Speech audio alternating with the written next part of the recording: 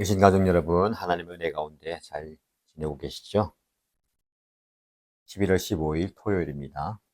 에스라 10장 1절에서 8절 말씀을 함께 묵상하겠습니다.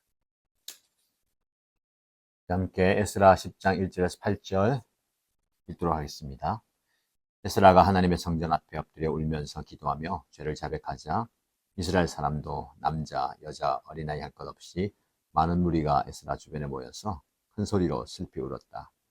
그때 엘람의 자손 여히엘의 아들 스가냐가 에스라에게 말하였다. 우리가 주변에 있는 이 땅의 백성에게서 이방 여자를 데려와서 아내로 삼음으로써 하나님께 죄를 지었지만 아직도 이스라엘에 희망은 있습니다.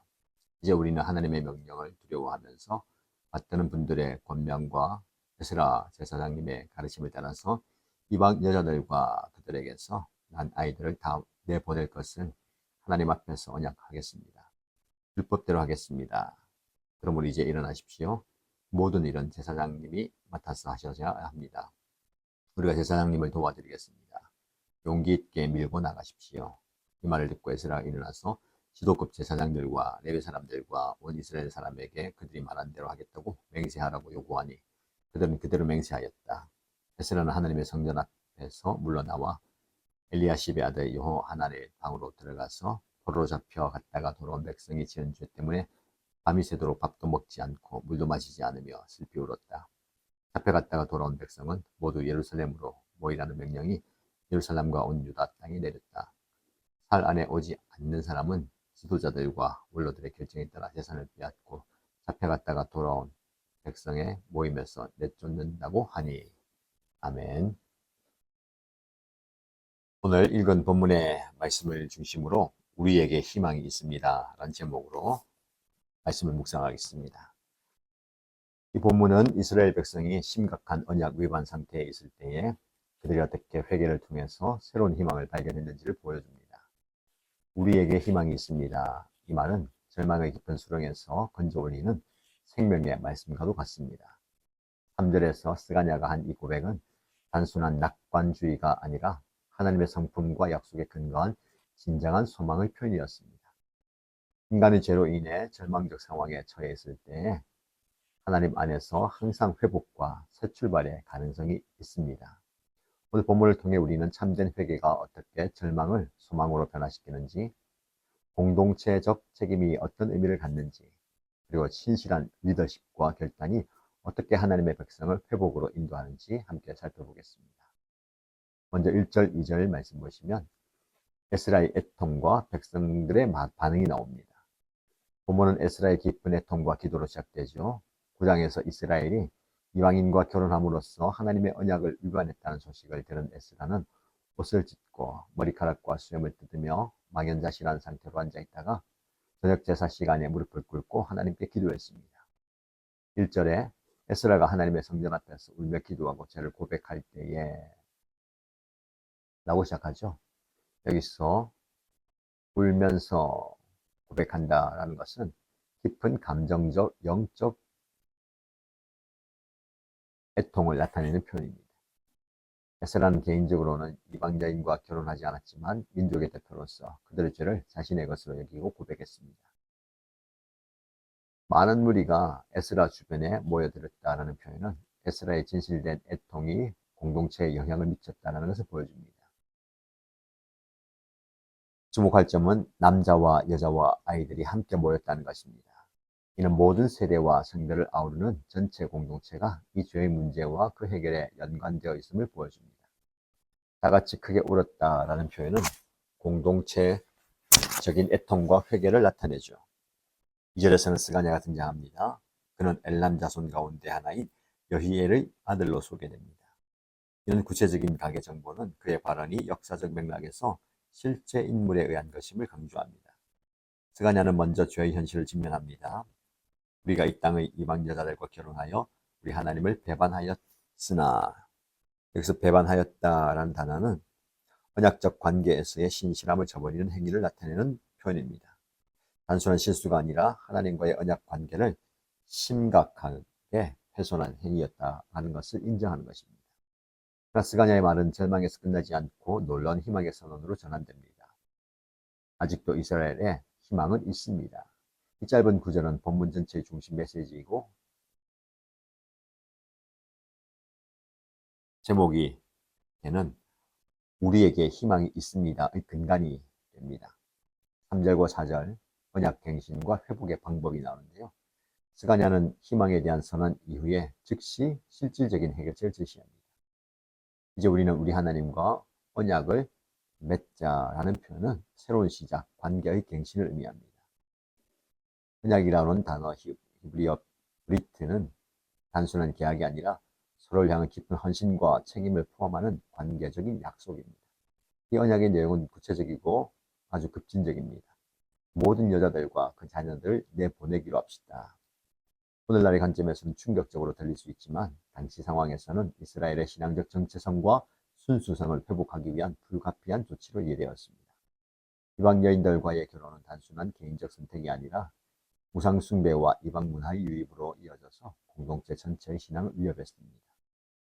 우리 주님의 뜻을 따라 또 하나님의 계명을 두려워하는 사람들의 조언을 따라라는 표현이 나오는데 이 결정이 자의적이거나 감정적인 것이 아니라 하나님의 뜻과 율법에 기초한 것임을 강조합니다.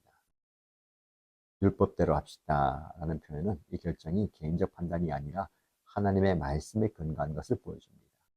4절에서 스가랴는 에스라를 향해서 리더십을 발휘할 것을 독려합니다. 그러므로 이제 일어나십시오. 일은 제사장님이 맡아서 하셔야 합니다. 라는 말은 에스라의 권위와 책임을 인정합니다. 용기 있게 밀고 나가십시오. 우리가 제사장님을 도와드리겠습니다. 에스라의 권위와 책임을 인정하고 지도자가 혼자 짐을 지지 않도록 공동체가 함께 이 어려운 과정을 감당할 것임을 보여줍니다. 마지막으로 용기를 내고 용기 있게 밀고 나가십시오. 라는 격려가 나옵니다. 결단과 행동의 중요성을 강조하죠. 요수아 1장 9절 말씀에 강하고 담대하라는 하나님의 명령을 연상시킵니다. 어려운 결정 앞에서도 용기를 내어 하나님의 뜻을 실행할 것을 촉구하는 것입니다. 5절에서 8절 말씀에 보면 공동체적인 사역과 리더십의 모습이 나옵니다. 에스라의 적극적인 반응과 그의 리더십을 잘 보여주는데요. 5절 말씀에 이 말을 듣고 에스라가 일어나서 라고 얘기합니다. 그가 스가랴의 격려에 응답하여서 행동을 취했음을 나타내는 겁니다. 그는 먼저 제사장 관리의 사람들과 온 이스라엘 지도자들에게 맹세하게 합니다. 이는 지도층부터 시작하여 그들의 헌신과 모범을 통해서 전체 공동체를 이끌려는 지혜로운 접근법이었습니다. 맹세하라고 하니 라는 표현은 단순한 약속이 아니라 하나님 앞에서의 엄숙한 사역을 의미합니다. 이는 그들이 이 결정의 심각성과 신성함을 인식하고 있었다는 것을 잘 보여줍니다. 6절에는 이스라엘의 지속적인 영적 투쟁이 나오는데요. 그는 공식적인 맹세가 이루어진 후에도 엘리아십의 아들 여호하난의 방으로 들어갔다라고 기록됩니다. 더 깊은 기도와 묵상을 위한 사적인 공간을 찾았다는 것을 말합니다. 그곳에서 무엇을 합니까? 밥도 먹지 않고 물도 마시지 않았다. 완전한 금식입니다. 깊은 슬픔과 영적 헌신의 증거입니다. 주목할 점은 에스라가 사로잡혀 갔다가 돌아온 사람들의 잘못을 슬퍼하며 금식했다는 겁니다. 사로잡혀 갔다가 돌아온 사람들, 바빌론 포로에서 귀환한 공동체를 가리키죠. 이들은 본래 하나님의 특별한 목적과 소명을 가진 남은 자들이었습니다. 에스라의 슬픔은 이들이 그 소명을 저버리고 다시 타협의 길로 들어섰다는 데서 비롯되었습니다. 7절과 8절은 전체 공동체를 향한 명령과 그 심각성을 보여줍니다. 예루살렘으로 모이라는 선포가 내려졌습니다. 개인적 차원이 아닌 공동체 전체의 문제로 이것이 다루어졌다는 겁니다. 예루살렘은 단순한 지리적 위치가 아니라 하나님의 임재와 언약의 중심지로서의 상징적 의미가 있습니다. 그곳에 사흘 안에 오지 않는 사람은 그의 모든 재산을 빼앗고 사로잡혀 갔다가 돌아온 사람들의 모임에도 들어오지 못한다라는 경고를 합니다. 이 소집이 절대적으로 중요하다라는 겁니다. 단순한 경제적인 제재가 아니라 언약 공동체에서의 분리와 소외를 의미하는 심각한 조치였습니다. 오늘 본문의 말씀을 통해서 우리가 얻게 되는 영적 교훈은 무엇입니까? 첫 번째, 죄의 심각성에도 불구하고 하나님 안에는 항상 희망이 있다라는 복음입니다. 스가랴의 고백, 아직도 이스라엘에 희망은 있습니다 라는 선언은 오늘 본문의 중심 메시지입니다. 이스라엘의 상황은 절망적이었습니다. 그들은 바벨론 포로에서 돌아와서 새로운 시작을 하려고 했지만 곧 같은 죄의 패턴으로 돌아갑니다. 이방 여인들과의 결혼은 단순한 문화적 혼합이 아니라 하나님의 언약을 정면으로 위반하는 행위였습니다. 그럼에도 불구하고 스가냐는 아직 희망이 있다라고 선언합니다. 이 희망은 인간의 낙관주의나 긍정적 사고에서 오는 것이 아니라 하나님의 성품과 약속에 근거합니다. 시편 130편 말씀에 보면 주님께서 죄악을 감찰하실진대 주여 누가 서리이까? 그러나 사유하심이 주께 있사오니 사람들이 주를 경외하리다라고 고백합니다. 하나님은 죄를 관과하지 않으시지만 동시에 용서하는 분이십니다. 신약에서 이 메시지는 더욱 분명해집니다. 로마서 5장 20절 말씀에 죄가 더한 곳에 은혜가 더욱 넘쳤다라고 선언합니다.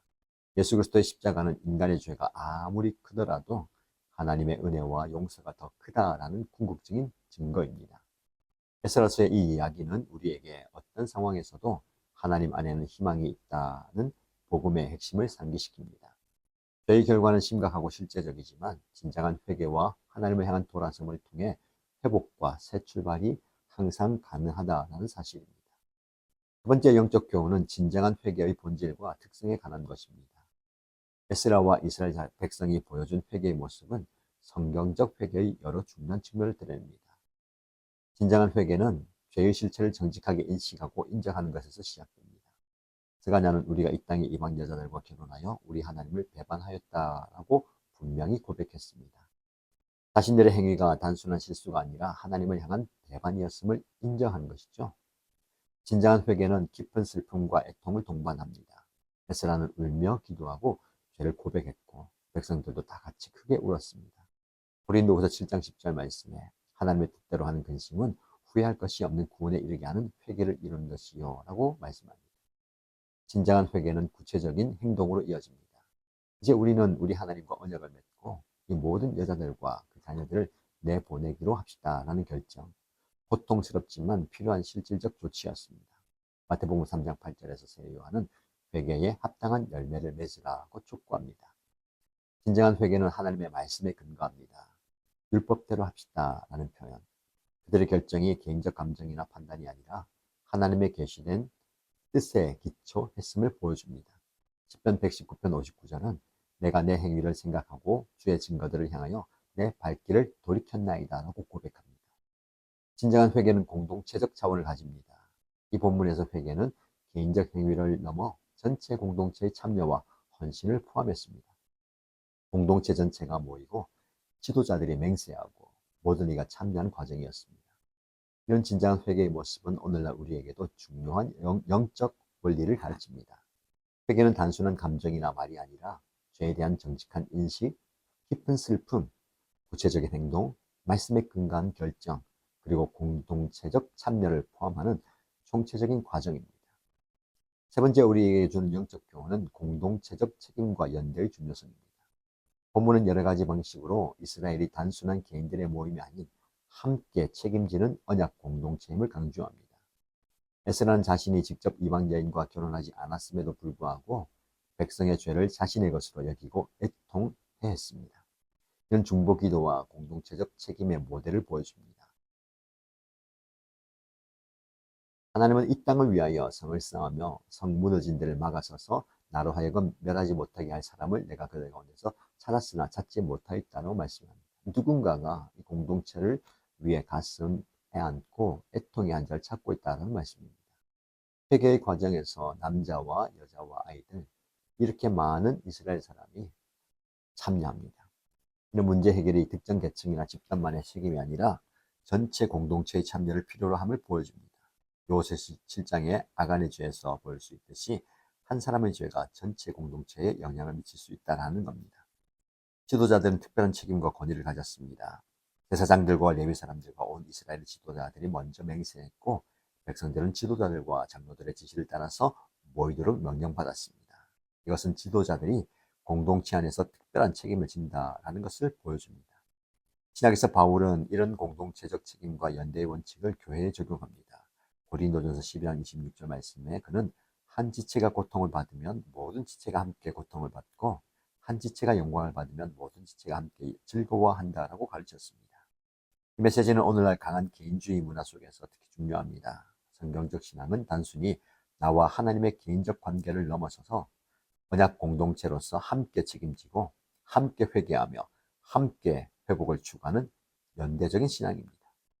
네 번째 영적 교훈은 리더십의 중요성과 그 특성에 관한 것입니다. 에스라와 스가냐 그리고 다른 지도자들은 위기 상황에서 효과적인 영적 리더십의 여러 측면을 보여줍니다. 진정한 리더십은 먼저 개인적인 영적 진실성에서 시작됩니다. 에스라는 백성의 죄에 대해서 듣기 전부터 하나님의 율법을 연구하고 실천하는 사람이었습니다. 그의 슬픔과 금식은 진정한 영적 헌신의 표현이었습니다. 디모데전서 4장 12절 말씀에 바울은 말과 행실과 사랑과 믿음과 정절에 있어서 믿는 자에게 본이 되라고 권면합니다. 효과적인 리더십은 하나님의 말씀에 기초합니다. 율법대로 합시다라는 스가랴의 제안은 그들의 결정이 인간적인 지혜가 아닌 하나님의 계시된 뜻에 근거했음을 보여줍니다. 여호수아 1장 8절 말씀에 하나님은 이 율법책을 내 입에서 떠나지 말게 하며 주야로 그것을 묵상하여 그리하면 내 길이 평탄하게 될 것이고 내가 형통하리라고 약속하십니다. 좋은 리더십은 다른 이들을 참여시키고 권한을 부여합니다. 스가랴는 에스라에게 용기를 주고 에스라는 다른 지도자들에게 책임을 부여했습니다. 이것은 출애굽기 18장에 이드로가 모세에게 준 조언과 유사합니다. 책임을 분담하라는 지혜로운 조언이죠. 때로는 리더십이 어려운 결정을 내리고 분명한 경계를 설정해야 합니다. 누구든지 살 안에 오지 않는 사람은 재산을 빼앗기고 총에서 쫓겨날 것이다 라는 결정, 아주 엄중하지만 필요한 조치였습니다. 기도서 1장 9절 말씀에 보면 교회 지도자들이 건전한 교훈으로 건면하고 거슬러 말하는 자들을 책망할 수 있어야 한다고 가르칩니다. 진정한 리더십은 개인적인 희생과 헌신을 수반합니다. 에스라의 금식과 기도는 리더가 공동체를 위해서 개인적 비용을 지불하는 모습을 보여줍니다. 이런 리더십의 원칙들은 오늘날 교회와 모든 기독교 공동체에 여전히 중요합니다. 진정한 영적 리더십은 개인적 진실성, 말씀에 대한 헌신, 권한을 부여하고 분명한 경계를 설정하고 그리고 희생적 섬김을 특징으로 합니다. 마지막 영적 교훈은 무엇입니까? 희망과 회복의 길이 언약 갱신을 통해 열린다라는 겁니다. 이제 우리는 우리 하나님과 언약을 맺고 라는 스가랴의 제안은 이스라엘의 문제 해결과 회복의 핵심 방법이었습니다. 구약 전체의 언약 갱신은 이스라엘이 하나님과의 관계를 회복하는 아주 중요한 패턴이었습니다. 여호수아 24장, 열왕기하 23장, 느헤미야 8장에서 10장 등에서 우리는 이스라엘이 하나님과의 언약을 새롭게 하고 그 관계를 재확인하는 모습을 볼 수가 있습니다. 언약 갱신은 몇 가지 중요한 신학적 의미를 담고 있습니다. 이것은 관계의 기초로 돌아가는 것을 의미합니다. 이스라엘은 하나님과의 기본적인 관계, 즉 너희는 내 백성이 되고 나는 너희 하나님이 되리라 라는 약속, 그 관계로 돌아가는 것입니다. 언약 갱신은 하나님의 변함없는 신실하심과 인간의 새로운 헌신의 만남입니다. 하나님은 언제나 신실하셨습니다. 그러나 이스라엘이 그 신실하심에 새롭게 응답하고 헌신합니다. 예레미야 31장 3절 말씀에 하나님은 내가 영원한 사랑으로 너를 사랑하기에 인자함으로 너를 이끌었다라고 말씀합니다. 언약 갱신은 항상 구체적인 행동과 결단을 수반합니다. 에스라서에서 이는 이방 여인들을 보내는 급진적 결정이었습니다. 언약은 단순한 감정이나 의도가 아니라 실제적인 변화와 순종을 요구합니다. 신약에서 이 언약 갱신의 개념은 그리스도 안에서 새 언약으로 완전히 성취됩니다. 히브리서 8장 10절에서 12절 말씀에 보면 내가 이스라엘 집과 맺은 언약은 이것이니 내가 그들의 불법을 긍휼히 여기고 그들의 죄를 다시 기억하지 아니하리라라고 말씀합니다. 그리고 예수님의 최후의 만찬, 이 만찬은 새 언약을 기념하는 예식이 되는 겁니다. 에스라스의 이 이야기는 우리에게 회복의 길이 하나님과의 관계를 새롭게 하는 것에 있음을 상기시킵니다. 어떤 실패나 죄의 상황 속에서도 우리가 하나님께 돌아가 그분과의 언약 관계를 갱신할 때에 새로운 시작과 회복이 가능하게 되는 것입니다. 에스라 10장 1절에서 8절 말씀은 죄와 실패의 깊은 수렁 속에서도 하나님 안에서 찾을 수 있는 희망과 회복의 메시지를 강력하게 전달합니다. 우리에게 희망이 있습니다 라는 스가랴의 고백은 하나님의 변함없는 성품과 약속에 근거한 확신이었습니다. 이 본문은 진정한 회개의 깊이와 차원을 보여줍니다. 죄의 정직한 인정, 깊은 애통과 슬픔, 구체적인 행동, 말씀에 근거한 결정, 그리고 공동체적 참여를 포함하는 총체적인 회개의 모습을 잘 보여줍니다. 또한 공동체적 책임과 연대, 효과적인 리더십의 특성, 그리고 언약 갱신을 통한 회복의 길을 제시합니다. 오늘날 저와 여러분들 다양한 재화 실패, 영적 타협의 상황에 직면할 수 있습니다. 그럴 때마다 이 본문은 우리에게 중요한 메시지를 전합니다. 어떤 상황 속에서도 우리가 진정으로 하나님께 돌아가 회개하고 그분과의 관계를 새롭게 할 때에 희망과 회복의 길이 열리는 줄 믿으시기 바랍니다. 로마서 15장 4절 말씀에 무엇이든지 전에 기록된 바는 우리의 교훈을 위하여 기록된 것이니 우리로 하여금 인내로 또는 성령의 위로로 소망을 가지게 함이니라고 말씀합니다. 에스라서의 이 이야기는 오늘 우리에게도 소망의 메시지를 전합니다.